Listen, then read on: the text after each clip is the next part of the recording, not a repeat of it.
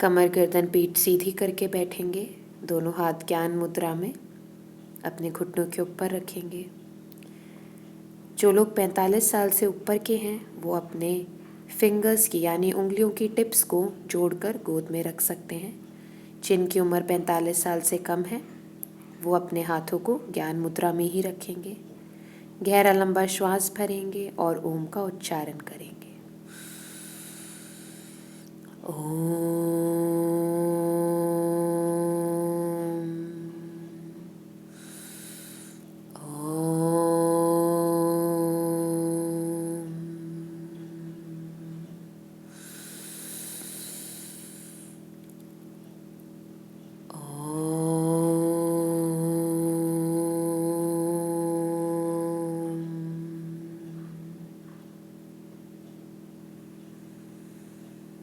अब अपने दोनों हाथों को अच्छे से रब करेंगे। जैसे ही दोनों हाथों में गर्मी आ जाए अपनी हथेलियों को आँखों पर लगाएंगे। ध्यान रहे आँखें दबानी नहीं है। मस्तक पर लगाएं और कानों पर लगाएंगे। हल्की पलकें झपकाते हुए आँखें खोलेंगे और आज के योग अभ्यास को आरंभ करेंगे। सबसे पहले अपने पंजों पर ऐसे चलेंगे। पूरी बॉडी आपकी स्ट्रेट है, बैक एकदम स्ट्रेट है। घुटनों पर झटका नहीं देना है, बस अपने पंजे ज़मीन पर टिकाकर अपनी एड़ी ऊपर उठानी है एक एक करके। अब दोनों हाथों को अपने कमर से रिलीज़ करके अपनी ही जगह पर हम जॉगिंग करेंगे। अपने पंजों को बार बार ऊपर नीचे ऐसे उठा करके पंजों पर वॉकिंग और जॉगिंग आप दोनों एक एक मिनट के लिए कर सकते हैं। उसके बाद ऐसे मार्च करेंगे। ध्यान रहे घुटने आगे की तरफ उठाने हैं, पीछे की तरफ नहीं। तीनों वॉक आप ही एक एक मिनट के लिए करेंगे। ये अच्छा आपके लिए कार्डियो हो जाएगा, जिससे आपकी ब्रेथ थोड़ी सी बढ़ जाएगी और आपकी बॉडी वार्म अप के लिए प्रिपेयर हो जाएगी। अब सबसे पहले हम फुल आर्म रोटेशन से स्टार्ट करेंगे। अगर आप बिल्कुल बिगनर हैं तो 5 क्लॉकवाइज 5 एंटी क्लॉकवाइज कर सकते हैं, और अगर आप बहुत कंफर्टेबल हैं तो आप दोनों काउंट्स 10-10 बार भी कर सकते हैं। फुल आर्म रोटेशन के बाद हम जाएंगे शोल्डर रोटेशन के लिए। ये ब्रेस्ट हेल्थ के लिए बहुत ही अच्छा व्यायाम होता है और आपके शोल्डर्स और अपर बैक को भी खोल के रखता है। सेम चीज़, अगर आप बिगनर हैं तो 5-5 राउंड्स क्लॉकवाइज एंटी क्लॉकवाइज और 10-10 राउंड अगर आप बहुत कंफर्टेबल हैं तो।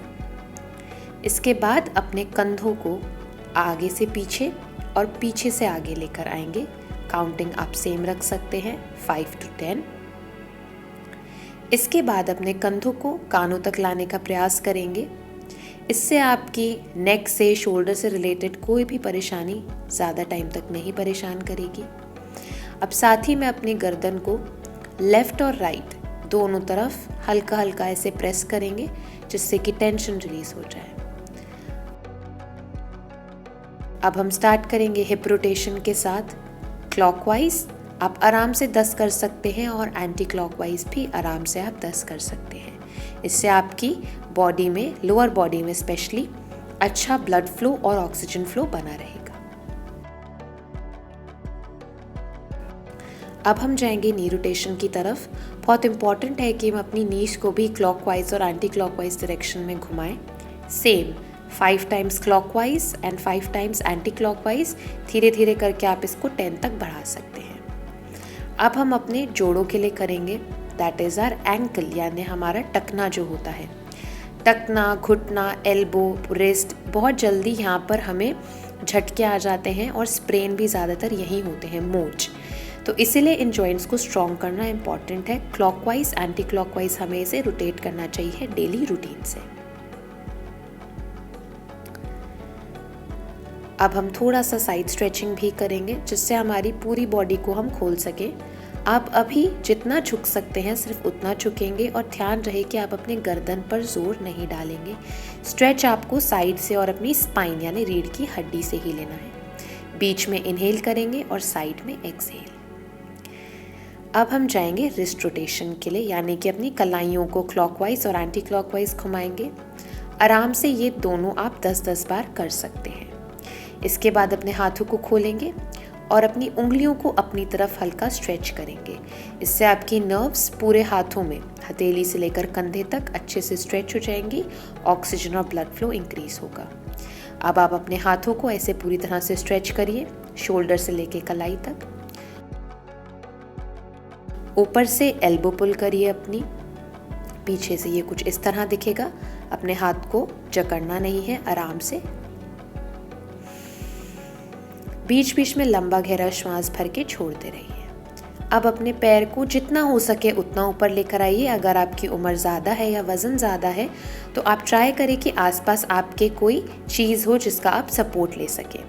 एक एक करके अपने पैर को जितना ऊपर आ सकता है उतना उठाएंगे और कम से कम 3 काउंट तक रोक के रखेंगे।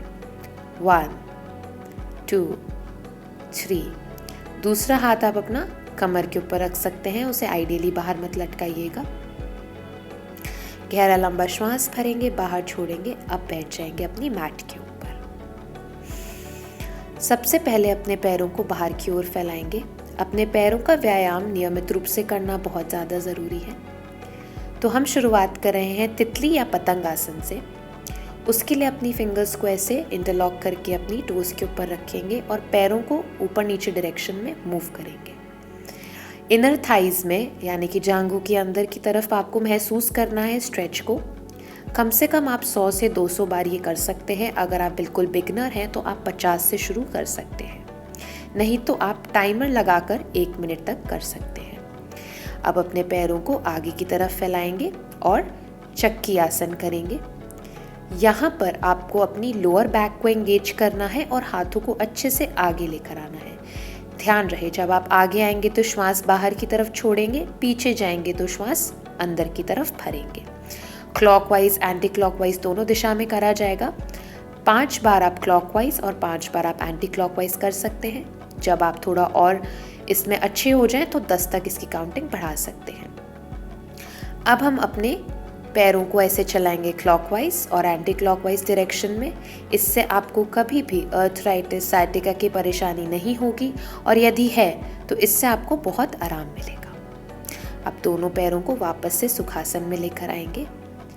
करेंगे हम प्राणायाम की प्रैक्टिस, अनुलोम विलोम। अपने राइट हैंड से यानी दाएं हाथ से वायु मुद्रा लेंगे। इंडेक्स फिंगर यानी तर्जनी उंगली को अंगूठे के मूल में लगाएंगे।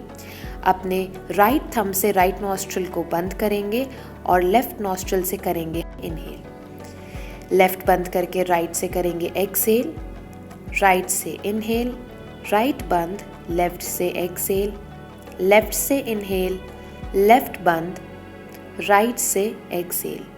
कुछ देर ऐसी ही प्रैक्टिस करेंगे और मन में ओम यानी ईश्वर का चिंतन और आरोग्य यानी आपका स्वास्थ्य का चिंतन चलता रहे। ध्यान रहे, जब आप अनुलोम विलोम को विराम दें तो अपनी लेफ्ट नॉस्ट्रिल यानी बाएं नासिका से ही श्वास बाहर छोड़ेंगे।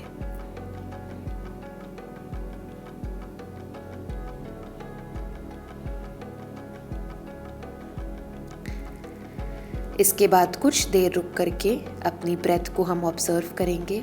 आपका मन पहले से शांत हो चुका है। अब हम कपालभाति क्रिया करेंगे। तो एक गहरा लंबा श्वास भरेंगे और बाहर की ओर छोड़ेंगे।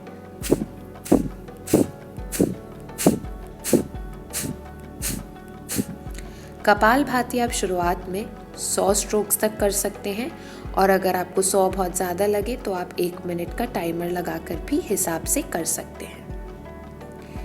इसके बाद हम जाएंगे भ्रामरी प्राणायाम की ओर। उसके लिए आपको अपनी दोनों हाथों की तर्जनी उंगली यानी कि इंडेक्स फिंगर्स अपने कानों के अंदर डालना है। गहरा लंबा श्वास भरना है और एक हमिंग साउंड करेंगे अपने कंठ से यानी कि थ्रोट से।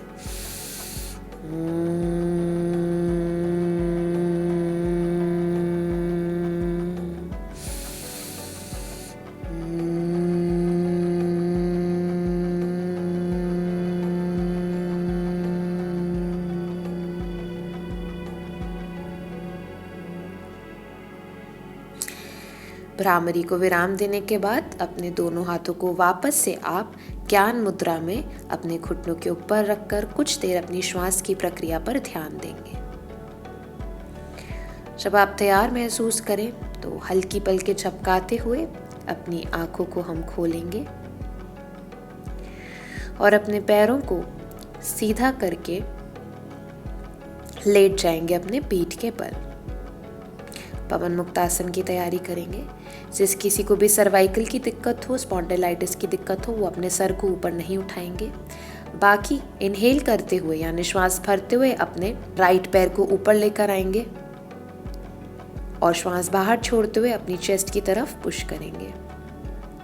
सेम चीज दूसरे पैर से करेंगे। जिनको गर्दन में दिक्कत नहीं हो वो श्वास बाहर छोड़ते हुए अपनी गर्दन को उठा सकते हैं और अपने नाक को अपने घुटने के पास लाने की कोशिश कर सकते हैं। स्टार्टिंग में आप दोनों 10-10 सेकंड तक रोक के करिए। अब हम कर रहे हैं पवन मुक्तासन, जिसमें दोनों पैरों को साथ में उठाते हैं। यहाँ पर आप 20 सेकंड तक रुक सकते हैं अगर आप बिल्कुल बिगिनर हैं तो। धीरे से अपने पैरों को बाहर की तरफ रिलीज करते हुए जाएंगे हम शवासन की ओर। हाथों और पैरों को फैला लीजिए। पूरे शरीर को एकदम ढीला छोड़ दीजिए। आंखें बंद।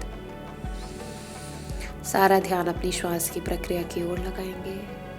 श्वास अंदर, पेट बाहर, श्वास बाहर, पेट अंदर।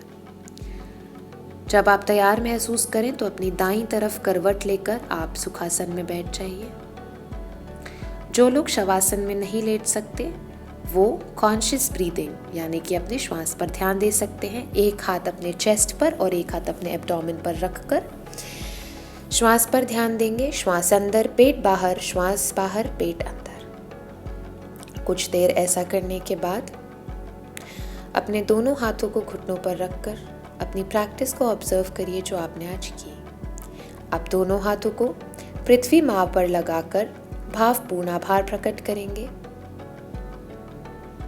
दोनों हाथों को अच्छे से रब करेंगे। जैसे ही दोनों हाथों में गर्मी आ जाए अपनी हथेलियों को हल्के से आंखों के ऊपर लगाएंगे। ध्यान रहे आंखें दबानी नहीं है, हल्का स्पर्श करना है। बाकी के चेहरे और शरीर को भी हल्का स्पर्श करते हुए